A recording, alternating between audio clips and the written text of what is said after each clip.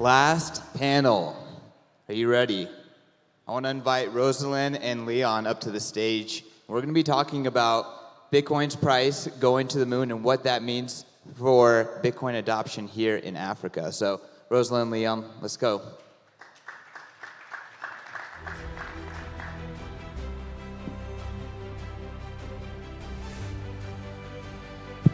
Is Rosalind in the building? She's in the building. I'm not sure if she's in the room right now, though. Hopefully someone can bring her in. All right, well, Leon, why don't you introduce yourself really quickly, and then we can start talking about everyone's favorite subject. Yeah, all right, let's do it. Again, before we start, I just want to say thank you to Fareed and all the organizers. Whilst this is the last session of the whole conference, just want to say it's been an excellent experience, and thank you for inviting us here today. So who am I? I'm Leon Johnson. I work for Fedi. I'm the head of operations there. I look after all of the kind of boring stuff in the background that helps the company run. And Fedi, for those of you who don't know, our objective is to empower communities everywhere. And effectively, we have an app that helps people do so. Yeah, I love Fedi, and shout out to the Fedi team that's here strong, and shout out to everyone who's in the audience here. You made it. If you want to get anything in Bitcoin, you got to have persistence, and you got to wait, and you got to work through it, and 100K was a big, big goal for a long time. So, Leon, do you remember where you were when we hit 100K?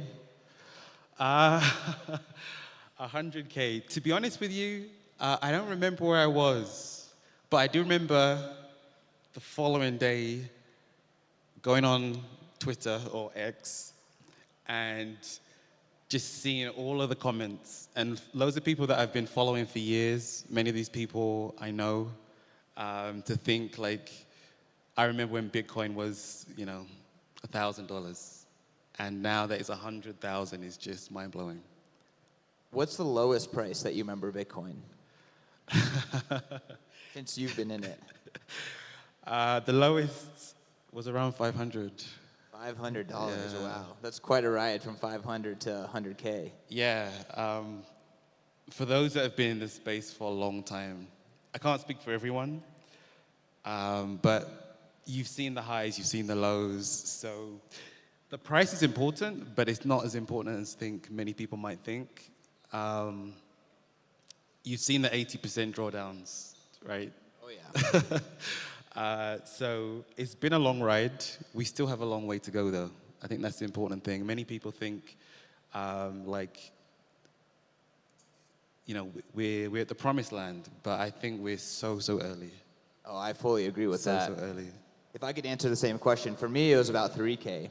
Right. Yeah, and I remember it going up way above 3K and then right back down to 3K many times. But still, 3K to 100K is pretty impressive. So, I wanted to ask you, with prices breaking all-time highs, what are the specific implications for Africa? Yeah, I think right now we have the opportunity, and when I say we, I mean everyone in this room, to bring the conversation back to Bitcoin.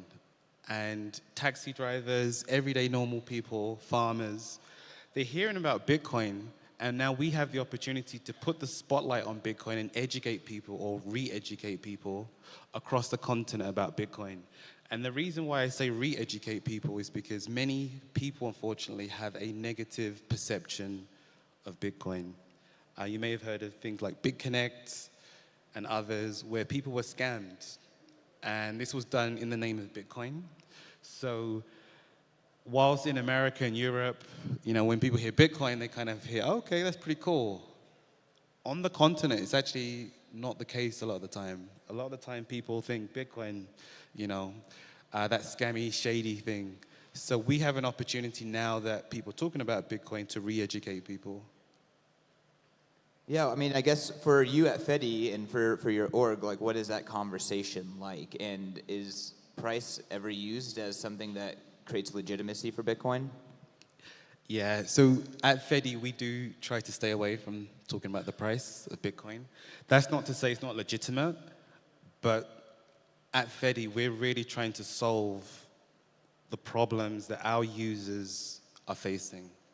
And, buying a Lambo isn't really one of them, right? Like, the price appreciation is important, but that isn't the primary use case. So when we go to work with Togolese farmers, for example, or we go to work with refugees in Uganda, talking about the price isn't really gonna do it for them. They're concerned about things such as savings, potentially even having what we call something a stability pool, so locking the value of their currency against the dollar. So that's a feature that we have in the Fedi app. They're concerned with community savings, cross-border payments. None of these things are really to do with like 100,000 K in Bitcoin. So at Fedi, that tends to be more of our focus. Is discussing, the opportunity that comes from saving in Bitcoin something that is becoming more attractive? Or is it still something that is unbelievable, even though we've seen it go from $0 to $100,000? Right. So we've actually found that a lot of people here on the continent do want to save in Bitcoin. However, they do also want to save in USD as well. And I think there's actually like a spectrum, right? So you might start with your local fiat currency, and then you might feel more comfortable saving in the USD. And then whilst you're using Bitcoin or you're hearing about Bitcoin, you're like, wait a minute, okay, maybe I can save a little bit of my income in Bitcoin. So I think that there's a spectrum and people have to go through certain steps to get to Bitcoin. But we are seeing interest definitely in people saving using Bitcoin. Yeah, that makes sense. And, I would consider myself a Bitcoin maximalist. But with that being said, I find myself trying to empathize with people who don't have financial privilege and what it must be like Right. to try to navigate that landscape. So I totally understand why, the dollar is the global reserve currency today. It and is. It's the thing that people trust the most. But I do also see that, over time, the dollar is its own worst enemy, and Right. Bitcoin just keeps getting better. So I am enthusiastic about minds changing over time as they become more comfortable with Bitcoin. Yeah, totally agree. And I think you have to meet people where they are. I think that's so, so key. Like, as you mentioned, I think being a Bitcoin maxi means that, you're like, obviously, many of us, Bitcoin, Bitcoin, Bitcoin. We're not interested in anything else, but you have to meet your customers where they are. And I think eventually people will definitely be like, you know what, I just want to just save straight to Bitcoin. But there's a journey. So, Leon, other than early adopters getting rich, does price going up actually help or have an impact for financial inclusion on this content or other places in the global majority? I do. I really do. So I think one way in which it does is it galvanizes African entrepreneurs. And I've been blown away already by seeing some of the solutions, some of the really innovative products that people are building right here in Africa. And I think when you see the price going up, one of the implications is that people that have been around in this space for a little bit, they have access to capital. And, there are products like Splice and Tando. There's so many. And MavaPay, Yep, exactly. Sacco, Right, there's so shout many out. here. Yep, shout out to Bitsaco. They're doing great stuff. And I think this moment right now, it galvanizes entrepreneurs and also the work that's been done by like B Trust as well.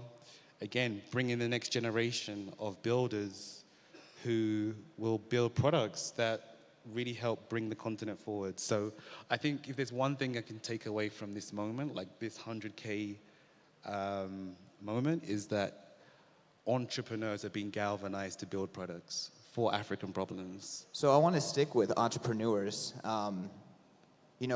there are tons of entrepreneurs here in Africa. There's tons of solutions locally, but I'm Egyptian, and knowing how Egyptian entrepreneurs are held back by the Egyptian pound and the fact that Right. it's not exchangeable internationally, the fact that it's being devalued. Talk to us about the advantages that Bitcoin, the superpowers that Bitcoin gives entrepreneurs when they leverage it within their solutions, their products. Yeah, definitely. So what I would say is that one of the things that Bitcoin enables people to do. So first of all, I'd say for those who just need a reminder, right? Bitcoin is permissionless technology. And what does that mean? It means you don't need anyone's permission to build upon it. You don't need the bank's permission. You don't need the government's permission. You don't need the telecom's permission. You just go out, you build a product, and you get users, and you solve the problems of those users. And I think it's really, really important to remember that, because it means that using Bitcoin, African entrepreneurs can bypass so many of the things that held them back in the past, right? You don't need people's permission. And one of the things I would love to see in the future, obviously, African developers and entrepreneurs building solutions to problems that are here in Africa.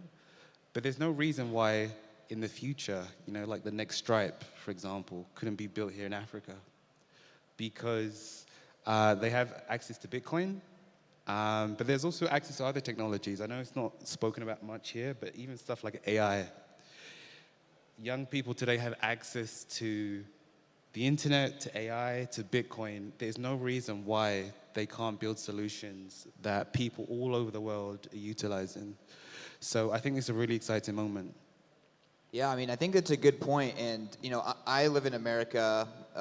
Throughout my life so far, almost all of the technologies I've leveraged before Bitcoin have been built in the West, built in Right. America. But now that I'm using Bitcoin, I find myself using wallets developed in Argentina, hardware created in Czech Republic, payment processors from Guatemala. You're seeing this kind of global engagement in the technology ecosystem. So I think you're 100% correct there. And, maybe BitNob is the next Stripe. Who knows? Or the next Cash App. But it would be extremely bullish if, you see more globally relevant companies in Bitcoin coming out of the continent and coming out of different places around the globe. Totally agree with you. And it's such a good point you made there, because I think so many of us Bitcoiners, maybe we take it for granted, right? Like you said, 10 years ago, all of the apps you would have used would have been from the US, most likely. Maybe one or two from Europe. But now, especially in Bitcoin, like you said, like you're using a Trezor that's from Prague, Czech Republic. You've got wallets being built in Argentina. IBEX, they're in Latin America. So there's almost like this democratization of technology. And it's one of the things, like, entrepreneurs here in Africa should really, really, really be making use of that. So it's an exciting time. Do you think African success in Bitcoin will make Bitcoin's price go up? I think short term, probably not, to be realistic. But long term, most definitely. I can see so many ways in the future in which Africa will adopt Bitcoin and naturally make the price go up. So just to give you a few examples, if we think about institutions, there are no African countries right now, openly at least, that are saying, look, we're buying Bitcoin.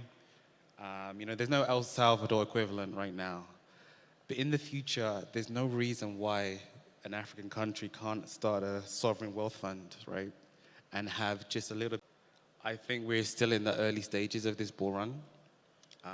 I would say that we have most likely months rather than years. It's hard to say whether this cycle will be different to the last. But I could definitely see us heading to 200K. 200K. That would be pretty fun. Right. It would be. It would be. I no think you doubt. might not be bullish enough, but, that's just me. All right, Leon, well, thank you so much. And y'all, thank you all so much for making the Africa Bitcoin Conference year number 3 a huge, huge success. Thank you, guys.